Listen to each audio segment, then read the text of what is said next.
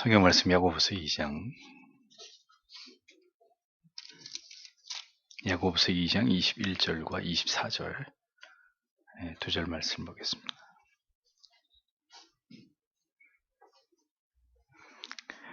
야고보서 2장 21절 24절 같이 읽겠습니다. 우리 조상 아브라함이 그 아들 이삭을 제단에 드릴 때 행함으로 의롭다 하심을 받은 것이 아니냐. 이로보건대 사람이 행함으로 의롭다 하심을 받고 믿음으로만 아니니라. 아멘. 율법의 약속과 복음의 약속의 일치, 칭의를 행위와 연관짓는 것처럼 보이는 구절들을 이런 제목으로 11항에서 15항까지를 설명하겠습니다. 야고보의 교훈에 대한 오해. 자, 이 신칭의를 부정하는 자들은 야고보를 인용해서 반론을 제기한다는 겁니다. 방금 읽은 이런 구절들을 토대로 행함으로 의롭다 하심을 받고 믿음으로만은 아니다. 이런 말씀을 근거로 제시를 합니다. 그렇게 바울의 이신칭의의 복음과 야고보의 행함으로 말미암은 의를 강조하는 말씀이 마치 이게 모순이라도 되는 것처럼 각기 다른 이해를 취하려고 한다는 거죠. 근데 성경은 절대로 모순된 가르침을 우리에게 말씀하고 있지 않습니다. 야고보가 강조하고 있는 행위를 우리는 어떤 관점에서 이해해야 되느냐? 칼빈은 야고보 당시의 배경을 가지고 이것을 설명을 하죠. 당시에는 거짓으로 믿음이 있는 채 자기를 자랑하면서도 신자로서 합당한 행위들에 대해서는 이것을 간과하고 무시함으로 불신앙적인 행위를 드러내는 그런 모습을 드러내는 자들이 적지 않았단 말이죠. 굉장히 믿음 있는 채 합니다. 근데 그 사람이 살아가는 걸 보면, 살아가는 삶의 모습을 보면 번번이 하나님 말씀 우습게 여기고 하나님의 뜻을 저버리는 불신앙적인 이런 모습을 드러내는 그런 사람들이 교회 안에 많이 있었다는 거죠. 이러한 모순된 신앙의 행위는 복음을 올바로 이해하지 못한 모든 시대에 어리석고 무지한 모든 그리스도인들에게 또 가벼운 구원을 믿는 자들에게 어렵지 않게 찾아볼 수 있는 공통점이라는 거죠. 그러니까 제대로 된 구원, 회심, 중생을 경험하지 않은 그리스도인들은 그런 그리스도인 속에 이율배반적인 모습들이 삶에서 선명하게 드러나는 거예요. 그러니까 교회 다니고 예수 믿는다고 하는데 세상에서 만나면 불신자들보다 더 악한 삶을 산다든지 온갖 거짓, 말만 하면 거짓말이고 온갖 비인격적이고 비도덕적인 이런 삶을 사는 거죠. 그런데 주일만 되면 교회 와서 버젓이 그리스도인인 코스프레를 한단 말이죠. 그런 자들을 향해서 야고보가 일가를 한 거예요. 야고보는 교회 안에 있는 이런 어리석은 믿음을 가진 자들의 미련한 확신을 조롱하고 있었던 것이다. 칼빈이 이렇게 설명을 합니다. 결코 야고보는 참된 믿음의 능력을 약화시키고 행함으로 말미암은 의의를 논하려 것이 아니라 겉모양만 믿음이 있는 것처럼 보이고 실상은 속이 빈 껍데기 같은 교만하고 어리석은 자들을 질타하고 그들로 하여금 자신들의 본 모습을 성찰하게 하기 위한 목적과 의도로 이렇게 강력하게 믿음에서 비롯된 행함의 일치성을 강조한 것이다라는 거죠. 언제나 성경을 배경 속에서 그리고 그 의미를 올바로 해석하지 않으면 이런 궤변론자들 같이 아전인수식으로 어리석은 해석과 적용으로 심각한 신앙의 오류를 만들어낼 수 있다는 것을 우리가 잊지 말아야 됩니다. 그러니까 야고보의 표현을 유의해서 보세요. 만일 사람이 믿음이 있노라 하고 행함이 없으면 무슨 유익이 있으리요? 이렇게 되어 있잖아요. 자, 여기서 여러분들이 주의해서 보셔야 될 부분이 어디입니까? 믿음이 있노라, 이 부분이에요. 그러니까 한글 성경에도 이 부분을 나름대로 이렇게 정확히 표현하려고 애를 썼습니다. 믿음이 있노라, 이거 뭐죠? 자랑하는 거예요. 나 믿음이 있는 사람이야. 나 믿음이 있노라. 자랑하면서 실제로는 그 믿음에 준한 어떠한 믿음의 행위도 주를 위한 사랑과 희생과 봉사와 섬김과 결단도 어떤 믿음의 모습도 그의 삶의 열매로 보이지 않을 때 죽은 믿음이다. 말씀이 이렇게 정의하고 있다는 거죠. 믿음이 있으면서 행함이 없으면 이라고 되어 있지 않아요. 성경에. 믿음이 있노라라고 하면서 믿음이 있노라라고 자기 자신을 스스로 인정하면서도 그의 삶은 이율배반적인 현저한 모순을 보이는 이런 믿음을 얘기하는 것입니다. 그렇게 생각할 때 그것은 마귀가 가진 지식보다도 못한 것이다. 이렇게 칼빈이 일갈을 하는 거죠. 신자가 가지고 있는 지식이 고작 하나님은 한 분이신 줄로 믿는다. 지금 계속 야고보가 비아냥거리면서 나는 믿음이 있노라라고 떠벌리는 사람을 예를 드는 거예요. 그리고 이 사람이 하는 말이 나는 하나님이 한 분이신 줄 믿는다. 이렇게 큰 소리를 치는 거예요. 난 믿음 있는 사람이거든. 나는 하나님이 한 분이신 줄 그렇게 믿어. 이렇게 얘기한단 말이죠.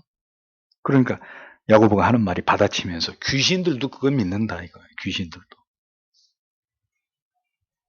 네가 말하는 그 정도는 귀신들도 알고 있는 거야. 그게 무슨 뜻이에요? 즉 믿음은 그 정도의 단편적인 하나님에 대한 지식만으로 인정될 수 있는 게 아니다라는 말이죠. 믿음이라고 하는 것은 진정으로 우리가 그리스도와 연합되고 하나가 되어서 그리스도에 의해 완전히 우리가 참여하는 것을 포함하는 것입니다. 그러므로 수십 년을 교회를 다녔어도 복음에 대한, 하나님에 대한, 예수 그리스도에 대한 지극히 단편적인 익히 들어서 머리로만 알 뿐인 겨우 그 정도의 지식을 가지고 있다고 해서 그가 참된 믿음을 가진 그리스도인일 수 없는 것이고, 그런 그리스도인의 특징이 뭐냐? 그의 삶이 전혀 하나님의 뜻을 지향하지 않는, 즉 행함이 없는 죽은 믿음으로 일관하고 있다라는 사실을 야고보가 고발하고 있는 것입니다. 여러분들 이런 그리스도인들 주위에서 많이 보시지 않았어요? 수십 년 교회 다녔는데도 안 믿는 사람하고 똑같이 얘기하면서 교회 와서는 집사님 이렇게 되는 거. 어? 그게 뭐냐 이거죠. 야고보가. 그게 무슨 믿음이냐. 어? 믿음이 그렇게 우스운 거예요. 그렇게 단순한 거고. 그렇게 삶이 수반되지 않는. 그리고 뭘 안다고 하는데 들어보면 아주 복음의 초보적인 걸 믿으면 구원받는다. 믿기만 하면 구원받고 열심히 갖다 바치면 복받는다. 그분이 아닌 게 고작 그게 전부이라면 그게 믿음이냐. 그런 믿음에서 진지한 삶이 나오느냐. 진지한 신앙의 행위가 나타날 수 있느냐.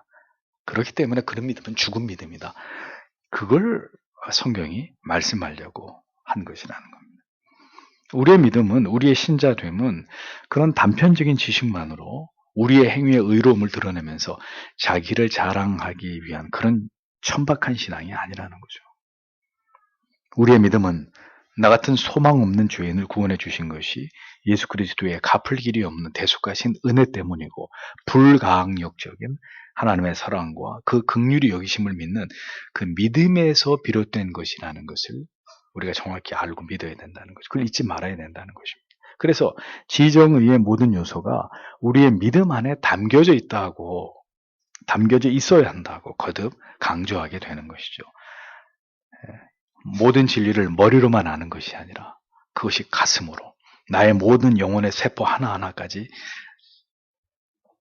이 구원의 지식에 대해서 전율하고 그것을 알고 깨닫는 그 믿음이라야 우리의 삶과 절대로 모순되지 않고, 만약에 신앙과 삶이 모순이 되면 그것 때문에 고통스러워하고 괴로워하고 그것을 하나님 앞에 바로잡으려고 하고 회개하려고 하는 이런 강렬한 영혼의 어떤 반응이 일어나는 그런 신앙이 참된 신앙의 모습이다 말할 수 있다는 것입니다. 그러니까 야고보가 말하고자 한 것은 행함이 의로움의 조건이 된다는 말이 절대로 아니라 그러한 참된 신앙의 고백에서 수반되는 따라오는 그 삶의 중요성을 강조한 것이다. 이렇게 이해하는 게 맞다는 거죠. 그러니까 칼빈이 지금 여러분들의 정도의 신앙의 수준이시면 충분히 파악되고 그렇게 이해할 수 있는 것이지만, 그 시대에는 이런 것을 칼빈이 이렇게 자세하게 풀어서 설명하면서 변증해 주지 않으면 안 되었기 때문에 계속 이런 식의 변론을 이어가고 있는 것입니다. 12번째로 야고보가 의도한 바 의롭다 하심을 받는다는 의미. 자, 바울이 말하는 의롭다 하심을 받는다는 의미는 우리 자신의 불의함에 대한 모든 기억은 사라지고 우리가 의로운 자로 인정을 받는다는 그런 의미입니다. 예. 그런데 야고보가 말하는 의롭다 하심을 받는다는 의미는 그것과 좀 다른 거죠. 강조점이 다른 거예요. 야고보는 하나님의 의를 예를 들면서 그는 구체적으로 하나님의 약속을 믿었다는 점을 부각시킵니다. 즉 그가 하나님의 약속을 믿고 그 명령을 따라서 주저하지 않고 아들을 제단에 바치려고 했고, 그 행위가 하나님 앞에 의롭다 하심을 얻게 만든 원인이 되었다, 이렇게 본 것입니다. 그런데 여기서 그치지 않고 이어서 야고보는 아브라함이 하나님을 믿었기 때문에 그같이 할 수 있었던 것이고, 그러므로 결과적으로 아들을 바친 행위가 아니라 백세 얻은 아들을 바친 행위가 아니라 그 하나님의 약속을 믿은 믿음이 의로 여겨지는 것이다. 이렇게 설명을 덧붙이는 거예요. 그러니까 아브라함의 행위가 의로운 것이 아니라 하나님을 믿고 그렇게 행한 믿음이 하나님께 의로 여겨졌다라는 말로 결론을 짓고 있는 거죠. 야고보는 이 같은 예를 통해서 결국 우리가 어떻게 의롭다 칭함을 입었는지를 말하려고 하는 것이 아니라 신자들이 가진 의는 믿음을 가진 그 결과로 선행의 열매가 드러나야 되는 그런 의라는 점을 야고보가 강조하기 위해서 의롭다 하심의 표현을 사용한 것이다. 우리가 그것을 올바로 이렇게 이해해야 된다라고 칼빈이 설명을 하는 겁니다.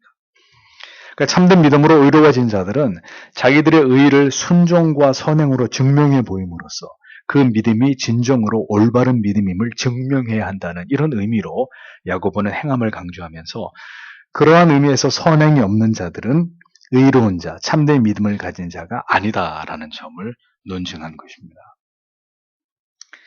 야고보의 논리는 헛되이 믿음이 있는 채 하면서 그것을 이유로 선행을 멸시하는 자들의 악한 생각을 철저하게 분쇄하기 위함인데 어리석게도 이신승의를 반대하는 자들은 이 야고보의 논리를 가지고 와서 봐라, 행함이 있어야 의로워질 수 있다고 야고보도 그렇게 말하고 있지 않느냐.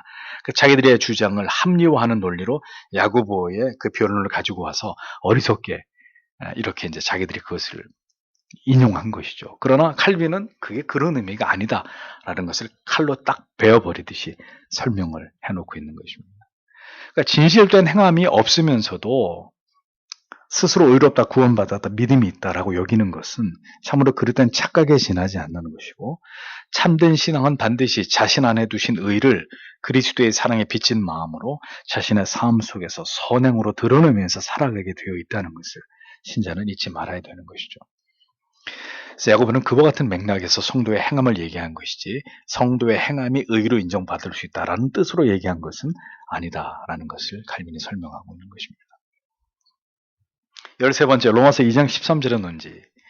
자, 로마서 2장 13절은 하나님 앞에서는 율법을 듣는 자가 의인이 아니요 오직 율법을 행하는 자라야 의롭다 하심을 얻느니라 이렇게 기록되어 있거든요. 자, 이런 구절이 이신승의를 부정하는 괴변론자들한테는 먹잇감인 거예요. 먹잇감. 이 구절을 또 딱 들이대면서 야고보의 내용과 함께 로마서 2장 13절을 딱 들이대면서 봐라. 율법을 행하는 자라 의롭다라고 성경이 그렇게 얘기하는데 너희들은 무슨 믿음으로 말미암아 의롭다 한다라는 주장만 옳다고 얘기하느냐. 이렇게 또 주장을 펼친다는 겁니다. 사도가 이 말을 한 것은 유대인들은 오직 자기들만이 율법에 대한 정통한 지식을 가지고 있다고 주장하면서도 그들은 스스로 전혀 율법을 지키지 않고 있는 모순을 보이고 있었는데 사도는 그런 유대인들의 어리석은 모순을 지적하면서 그들의 어리석은 생각을 질타하기 위해서 이렇게 말한 것이거든요. 로마서 2장 13절이. 율법에 대한 지식을 두루 가지고 있는 것으로 만족해서는 안 되고 율법의 의를 지식이 아닌 율법을 지켜 행하는 것에서 찾아야 된다고 강력하게 경고하고 있는 내용이라는 것을 우리가 올바로 이해할 필요가 있다는 것입니다. 그래서 바울은 이방인들이나 유대인들이나 그들의 불의함을 지적하면서 율법을 모르고 범한 것이든지 율법을 잘 알고도 범죄한 것이든지 모두 심판을 면할 수 없다. 이렇게 경고하면서 율법을 알고 있는 것만이 의가 아니라 율법을 지켜 행하는 것이 의이지만 누구도 그렇게 율법을 완전히 지켜서 의로워질 수 없으니 아무것도 자랑할 것이 없다. 이게 사실은 바울이 얘기하려고 하는 결론이었던 거죠. 근데 괴변론자들은 차포 다 떼고 행해야 의롭다고 얘기하지 않느냐. 우리 주장이 왜 틀리냐. 이런 식으로 이런 성경 구절을 무지하게도 인용을 했다는 것입니다. 율법을 통한 의로움은 율법을 얼마나 잘 아느냐가 아니라 철저하게 율법을 지켜 행함으로 의롭게 되는 것이니 결국 사도의 논리는 누구도 행위로 율법을 이루었다고 자랑할 수 없고 따라서 율법을 근거로 해서는 절대로 의로워질 수 없다는 것을 논증하기 위해서 사도가 이와 같은 표현을 사용했다라는 것을 올바로 우리가 이해하면 되는 것이죠. 그러면 저들이 주장하는 그런 어리석은 주장에 말려들 이유가 없잖아요. 이해가 되시죠? 율법을 듣는 자, 율법의 지식을 가진 자가 의인이 아니라 율법을 행하는 자라야 의롭다 하심을 얻는다. 그러니까 이 문장만으로 행위를 의로움의 근거로 제시하는 주장이 얼마나 그릇된 해석이고 적용인지를 우리가 분명히 생각할 수 있는 것입니다. 자, 그러니까 칼빈의 기독교 강요에서 칼빈이 잘못된 그릇된 주장을 펼치는 자들의 내용을 계속 반론하면서 우리가 그 칼빈의 논리를 쭉 따라가다 보면 어떤 분명한 깨달음을 얻게 되냐면 성경에 대한 바른 해석. 다시 말씀드리지만 이게 얼마나 중요한지 기독교 강요에서 이 칼빈의 논증과 변론 속에서 우리는 분명히 찾게 되는 거예요. 그러니까 이신칭의를 부정하는 모든 사람들이 나름대로 다 성경 안에서 자기들의 주장을 합리화하기 위한 재료들을, 증거들을 수집해가지고 주장하는데 칼빈이 다시 그 성경을 정확히 해석을 해보면 전혀 그들이 자기들의 논리의 근거로 삼을 수 있는 그런 의미를 담고 있는 구절들이 단 한 구절도 없다는 거죠. 그래 신천지가 왜 이단이냐? 성경이 말씀하는 전혀 그런 내용이 아닌 것들을 다 가지고 와서 짜맞추기를 해서 자기들의 주장을 합리화하니까 성경을 조금만 아는 사람들이 그들이 얘기하는 걸 들어보면 그게 전혀 그런 의미가 아니라는 건 금방 알 수 있는 거예요. 근데 성경에 대해서 모르니까 깊이 있게 성경을 이해할 수 있는 지력이 떨어지면 그런 식으로 짝 맞추기 식으로 말씀을 딱딱 끌어다 맞춰가지고 얘기를 하면 그러니까 성경에 대한 올바른 해석과 적용을 할 수 있는 능력이 없는 성도님들이나 목회자들은 다 넘어가는 거예요. 다. 이렇게 지금 이신칭의를 부정하는 자들이 성경에 대한 잘못된 해석, 문자적인 해석만 가져와서 자기들의 논리를 뒷받침함으로 성경 원래의 뜻을 왜곡시키듯이 그런 일들이 그때만 일어나는 게 아니라 지금도 일어나는 거예요. 지금.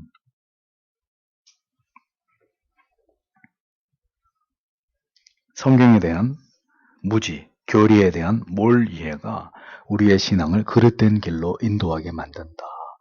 우리가 가고 싶은 대로 우리 자신을 끌고 가게 만드는 그런 신앙을 합리화시켜주는 그런 요소가 된다는 거죠. 그래서 여러분 개혁교회가 아니라도 뭐 성경 열심히 가르치는 교회들 많아요.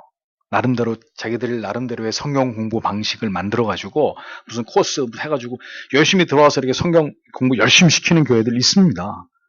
겉으로 볼 때는 성경을 열심히 가르치니까 잘못된 교회는 아니다라고 생각되어질 수 있어요. 그런데 그 공부의 방법과 내용과 그 틀이 성경을 정확하게 설명하고 있는 교리에 근거하지 않기 때문에 성경 공부를 열심히 하면 할수록 어떻게 되냐면 잘못된 방향으로 가는 거예요. 성경을 아전인수식으로 해석하면서 점점 더 잘못된 방식으로 가면서 결국은 철저한 알미니안주의자들이 되어버려요.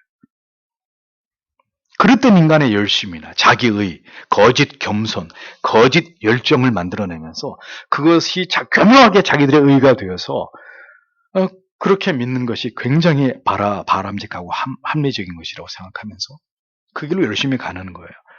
참 안타깝죠. 성경을 열심히 안 가르치는 교회가 아니라 열심히 성경을 가르치는데 그 방식이 다 자기 마음대로, 자기 마음.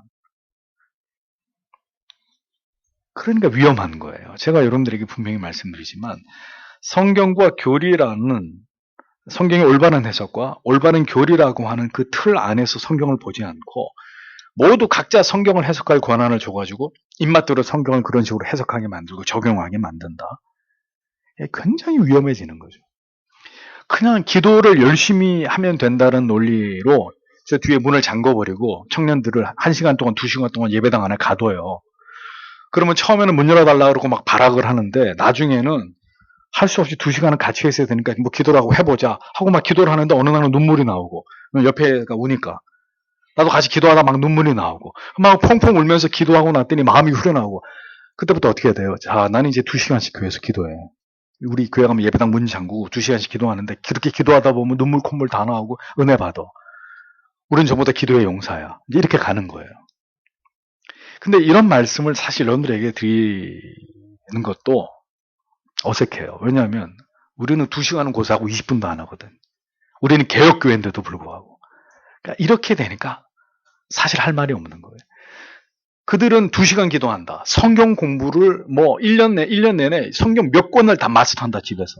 이런 걸 굉장히 자랑 삼아 얘기하거든요. 우리는 그들보다 더 뛰어난 믿음과 믿음에 대한 지식을 가지고 있는데도 1년 동안 성경 일독도 안 해요. 2시간은 고사하고 밥 먹을 때 기도하는 게 전부예요. 그런데도 개혁교회를 다닌대요. 그럼 우리의 믿음은 정상이에요? 우리의 믿음은 올바른 믿음이에요? 아니라는 거죠. 아니라는 거예요. 그래서 우리는 저렇게 잘못된 믿음에 대해서도 이렇게 질타하지만, 그러나 그 전에, 그럼 우리는 이런 바른 믿음과 바른 지식의 교리를 쫓아가면서, 그럼 내 믿음은 신앙의 원론에 충실하고 기본기가 철저하고, 예? 지난주에 계속 그런 설교했습니다만, 우리가 그렇게 하나님 말씀을 사랑하고 있고 기도하는 그 시간을 정말 귀하게 여기고 있느냐, 이 바른 교리와 지식을 따라가는 우리는 성도 간에 분쟁 없고 미움과 갈등 없고 온전히 하나 되고 있느냐, 그러면 이 바른 교리를 쫓아가는 칼빈의 후예를 자부하는 우리는, 그러니까 그게 아니라면 다 똑같은 거예요. 그러면 다 똑같은 거예요.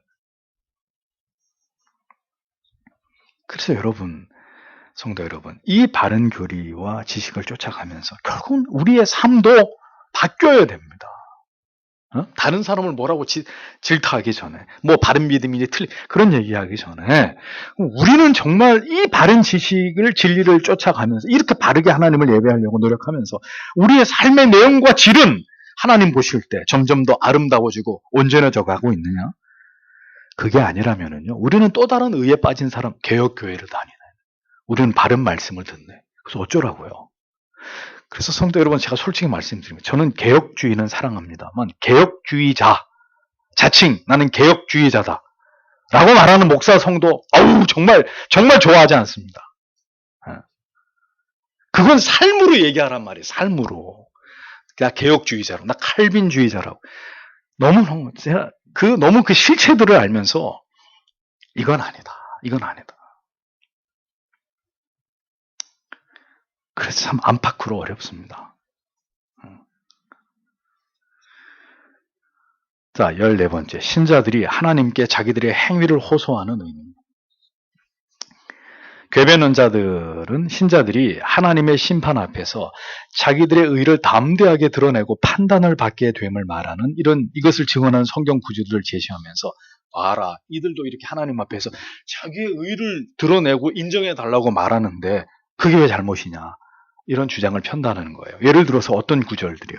시편 7편 8절에 여호와께서 만민에게 심판을 행하시오니 여호와여 나의 의와 나의 성실함을 따라 나를 심판하소서, 이런 구절을 끌고 들어오는 거예요. 시편 17편 1절에는 여호와여 의의 호소를 들으소서, 3절에 주께서 내 마음을 시험하시고 밤에 내게 오시어서 나를 감찰하셨으나 흠을 찾지 못하셨사오니, 자, 이런 구절들을 증거로 제시하면서 인간에게 드러낼 의가 왜 없냐? 이렇게 성경에 이런 구절들이 있는데 왜 하나님 앞에 인간이 자기의 행위의 의를 호소하는 이런 것들이 다 너희들은 무의미한 거라고, 잘못된 거라고 말하느냐, 이렇게 반박한단 말이죠. 반론을 제기한단 말이죠.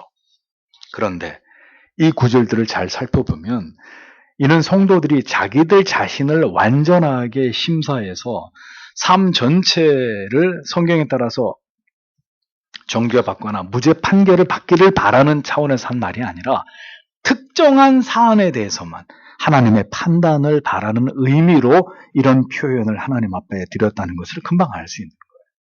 또 하나님의 완전하심과 견주어서 자기 자신들의 의를 주장하고 있는 게 아니라 옆에 있는 악하고 불경스럽고 하나님을 멸시하는 그런 사람들과 자기를 비교해서 상대적으로, 주님, 저들에 비하면 나는 의로운 하나님의 백성이 아닙니까? 이렇게 단순 비교를 하고 있는 거라는 거. 하나님 앞에 나는 절대 의인입니다, 이렇게 얘기하는 게 아니라. 그러니까 그런 차원에서 시편에 이런 여러 구절들이 발견되는데, 이것을 이신칭의를 부정하는 궤변론자들은 다 하나님 앞에서 인간이 자기의 의를 하나님 앞에 드러내고 호소한 거라고, 이런 식으로 이제 호도하는 거죠. 어떤 사람도 자신의 삶 전체의 의로움을 하나님께 주장할 수 없습니다. 그건 불가능한 일이기 때문이죠. 그러나 어떤 특정한 문제에 대해서 성도가 하나님께 자신의 무죄함에 대해서 하나님의 판단에 호소하는 일은 가능합니까? 불가능합니까? 가능하잖아요. 우리가 그럼 신천지보다 못한 인간입니까? 아니잖아요. 여기 계신 신천지한테 죄송하지만. 네. 그것은 자신이 모든 면에서 완전 무결함을 내세우는 게 아니란 말이에요. 하나님을 멸시하는, 진리를 왜곡시키는 저들보다 하나님, 내 안에서 저들에게서 찾아볼 수 있는 악이 내 안에 있습니까? 하나님, 저는 하나님, 온전하진 않을지라도 하나님의 말씀을 따라 살려고 애를 쓰는 자가 아닙니까? 이런 식의 자기 변론이었다는 거죠. 여러분, 그게 틀린 이야기인가요? 아니잖아요. 자기가 모든 걸 다 떠나 하나님 앞에 절대적으로 지금 의롭다, 나한테는 아무 문제가 없다, 그렇게 얘기하고 있는 게 아니라는 거죠. 그런데 이제 이런 구조를 가지고 그렇게 그 당시에 스콜라 신학자들이 그런 주장을 했다라는 얘기를 지금 칼빈이 하고 있는 거죠. 하나님의 선하시며 공명정대하심을 바라고 의지하면서 공의 하나님께서 선악간에 올바로 판단해 주셔서 가난한 자들의 불평등한 고통에 대해서 보응해 주시기를 소원하고 무죄한 자의 억울함을 신원해 주시기를 얼마든지 신자는 하나님 앞에 구할 수 있는 거죠. 자기 의를 드러내는 게 아니잖아요. 또한 악인과 함께 하나님의 심판대 앞에 세워주시기를 구하는 그 의도는 자신이 모든 면에서 무죄함을 드러내는 게 아니라 적어도 자기를 대적하는, 하나님을 대적하는 저 악인들의 모든 거짓과 관계와 사악함에 견주어 볼 때 상대적으로 나는 진실되고 의로우며 순결함을 하나님께서 자기와 대적자 사이에서 올바로 판결해 주시기를 바라는 그런 차원에서 주여 나의 의를 보시옵소서, 나는 무죄하나이다, 이제 이런 표현을 사용한 것이다 라고 칼빈이 다시 그 성경을 바르게 해석하면서 제 자리를 찾아주는 거죠.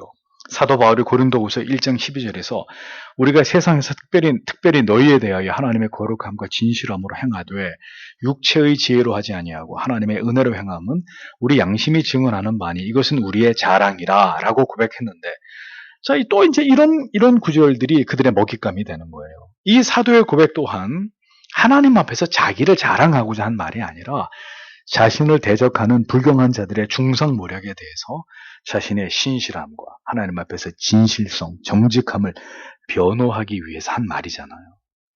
그렇게 이런 구절들을 이해해야지 아전인수식으로 그렇게 해석하는 것은 옳지 않은 거죠. 그러므로 이신칭의를 공격하는 자들의 논리처럼 이러한 성경 구절들이 인간의 의로운 행위를 하나님 앞에서 판단받고자 하는 그런 의도가 전혀 아니라 오히려 악한 자들 틈에서 상대적으로 자신들이 하나님 앞에서 의로움과 정직함과 진실함을 지키기 위해서 노력한 그런 모든 부분들이 하나님의 자비하심 속에서 용납되고 올바로 판단되기를 바라는 마음에서 그렇게 고백한 말씀들이라는 것을 우리가 올바로 분별할 필요가 있다는 것입니다. 그래서 어떤 인간의 행위를 하나님 앞에 의롭다고 드러낼 수 있는 그런 근거는 성경에 단 한 구절도 사실은 존재하지 않는 것이죠. 다 그 의미와 뜻을 모르고 그냥 아무거나 그 비슷한 말씀을 끄집어내서 인간의 자기의를 주장하려고 했던 그런 자들이 모두 다 어리석은 자들일 뿐이라는 것. 경건한 자가 하나님의 심판을 통해서 자기들의 무죄함을 드러내며 불경건한 자들에 대한 심판을 촉구하지만 그런 자들이 단독으로 하나님 앞에 정직하게 서게 될 때는 모두 다 이구동성으로 고백하는 게 뭐죠? 여호와여 주께서 죄악을 지켜보실진데 주여 누가 서리이까? 시편 130편 3절 143편 2절에 주의 종에게 심판을 행하지 마소서 주의 눈앞에는 의로운 인생이 하나도 없나이다. 하나님 앞에서 자기를 얘기할 땐 주님 저는 버러지 같은 인생입니다. 저는 죄인입니다. 이런 고백이 나오는 거고, 하나님을 멸시하는 불의한 자들 사이에서 자기를 얘기할 땐 주여 이 의로운 백성을 판단해 주시옵소서 이렇게 표현하는 거고, 그런 차이라는 겁니다. 15번째, 신자의 완전을 바라는 사도의 기도에 근거한 주장에 대한 반론. 오늘은 성경의 특정한 구절들을 끌고 와서 궤변론자들이 자기들을 합리화했던 모든 것들을 이렇게 칼빈이 단칼에 무찌르는, 반박하는 이제 이런 내용들입니다. 그래서 15번에도 솔로몬이 이렇게 말했죠. 잠언 20장 7절에 온전하게 행하는 자가 의인이라. 잠언 12장 28절에 공의로운 길에 생명이 있나니 그 길에는 사망이 없느니라. 에스겔 선지자는 에스겔 18장 9절에서 내 율례를 따르며 내 규례를 지켜 진실하게 행할진대 그는 의인이니 반드시 살리라. 자, 이런 구절들이 나오고 이것의 의미를 깊이 있게 이해하지 못하면 또 걸려드는 거예요. 이렇게 인간의 의를 드러낼 수 있다는 주장이 힘을 얻게 되는 거죠. 근데 이러한 구절들이 인간의 행위로 이루어질 수 있음을 증언하는 말씀들이 될 수 있느냐? 신자들에게 의로움은 부분적인 것이고 불완전한 것이지만 영생을 향하여 나아가는 길에서 반드시 추구해야 될 가치라는 것만큼은 칼빈도 부인할 수 없는 사실이라고 얘기합니다. 그러나 그 의로움의 근거는 결코 의로워지기 위한 인간의 노력에 의한 것이 아니라 주께서 친히 은혜 언약 속에서 우리를 하나님의 자녀로 받아주신 모든 하나님의 백성들을 향한 하나님의 자비와 긍휼과 사랑에 기인한 것이라는 것을 절대로 잊지 말아야 된다는 것입니다. 우리가 의를 향하여 하나님이 우리를 받아주신 게 아니라 이미 우리를 하나님의 자녀로 받아주셨기 때문에 우리는 하나님의 이름을 높이고 신자의 선행으로 하나님의 영광을 드러내기 위해서 부지런히 의에 힘쓰는 삶을 살아가는 것뿐이죠. 수백 번 더 말씀드립니다. 말씀 더 드린 부분입니다. 우리의 행위가 하나님께서 의로 받아주시는 근거로 그 가치가 있다고 주장하는 스콜라 신학자들의 주장은 그렇기 때문에 어느 한 구절도 성경적이지가 않은 거예요. 인간의 행위는 구원을 얻기 위한 하나님의 받아주심의 가치가 절대로 될 수 없습니다.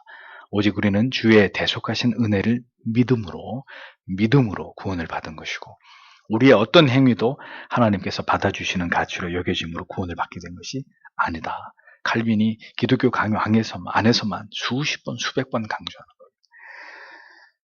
그들은 성도들의 완전함을 구하는 사도들의 기도를 근거로 자기들의 주장을 또 헛된 주장을 합리화하죠. 데살로니가전서 3장 13절에도 너희는 마음을 굳게 하시고 우리 주 예수께서 그의 모든 성도와 함께 강림하실 때 하나님 우리 아버지 앞에 거룩함에 흠이 없게 하시길 원하노라.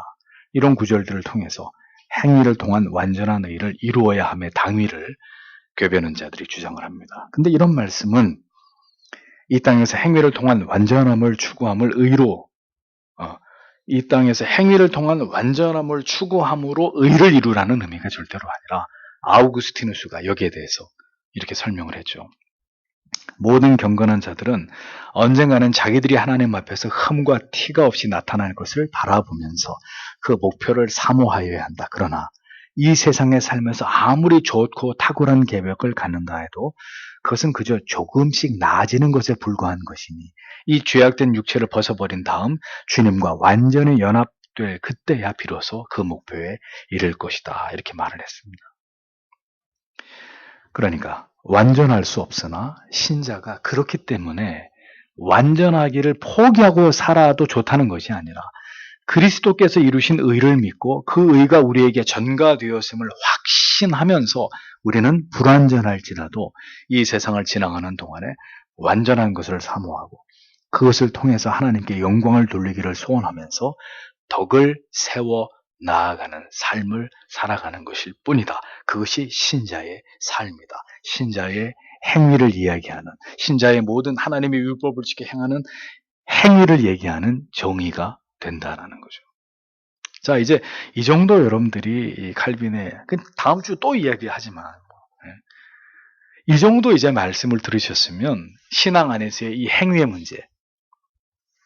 그러나 이신칭의 구원은 결코 행위가 아니라 예수 그리스도를 구주로 믿는 믿음에 있다는 거. 그러면 행하지 않고 그 믿음만 가지고 그렇게 살면 되냐? 아니고 그러한 이신칭의 은혜와 확실한 믿음 가운데 인간은 불완전할지라도 율법을 토대로 이제 하나님의 영광을 위해서 불완전할지라도 하나님을 기쁘시게 하기 위한 율법을 지켜 행하는 삶을 살아가야 된다. 그것으로서의 우리의 신자의 선한 행위, 덕 이런 것들이 반드시 우리의 신앙 안에 수반되어야 된다. 이게 성경의 가르치는 거예요. 우리의 행위를 논하는 설명인 거죠. 그래서 이런 성경을 정확히 이해하는데 어떻게 우리가 행위 구원에 빠집니까? 또 어떻게 이즈 빌리비즘에 믿기만 하면 구원받은 거야 하고 반도덕적인, 반율법적인 삶을 합리화하면서 살 수 있습니까? 전혀 불가능한 얘기예요. 그러니까 조금만 성경을 교리적으로 이해해서 이 부분에 대해 명쾌한 설명을 들어도 절대로 신자의 삶은 방종으로 빠질 수가 없는 거예요. 반율법주의로 빠질 수 없는 거예요. 또 행위구원으로 치우치지 못하는 거예요. 근데 이것이 정확한 깨달음으로 명료하게 자기의 신앙 안에 정리가 되지 않으니까 이쪽으로 갔다 저쪽으로 갔다 구원이 받은 것 같다가도 어느 순간에 내 삶을 꼬라지를 보니까 구원 안 받은 것 같고 하나님의 자녀인 것 같다가도 어느 순간에 또 내가 짓고 있는 죄를 보면 아닌 것 같고 상당히 오랜 시간 동안 이 혼란 속에 묶여있는 많은 그리스도인들을 본단 말이죠. 무엇이든지 겸손함으로 우리에게 주신 구원의 은혜를 기리고 높이고 감사하는 마음으로 선행과 의로운 삶을 진력해야 될 뿐이지, 그 모든 행위가 우리 자신의 의를 드러내고 스스로를 높이고자 하는 추악한 마음에서 비롯되지 않도록 성도는 언제나 십자가 아래서 우리 자신을 바라보고 행위의 완전함이나 의로움이 동기가 아니라 구원의 감격과 기쁨이 신앙의 동인이 되어서 선과 의를 행하는 삶을 살아가는 하나님의 자녀가 되어야 한다. 계속 칼빈이 이신칭의와 이신칭의를 대적하면서 인간의 의로움을 드러내려고 하는 자들을 계속 반박하면서 이 이야기를 계속 해오고 있는 것입니다. 이 모든 깨달음들이 여러분들의 신앙 안에 아주 중요한 영향을 미치기를 바라고, 여러분들의 신앙이 이러한 깨달음을 통해서 정확하게 정립되시길 바랍니다. 우리의 모든 삶이 주 앞에서 이 모든 진리의 가르침을 잘 쫓아가게 되기를 소망하고 기도합니다. 기도하겠습니다.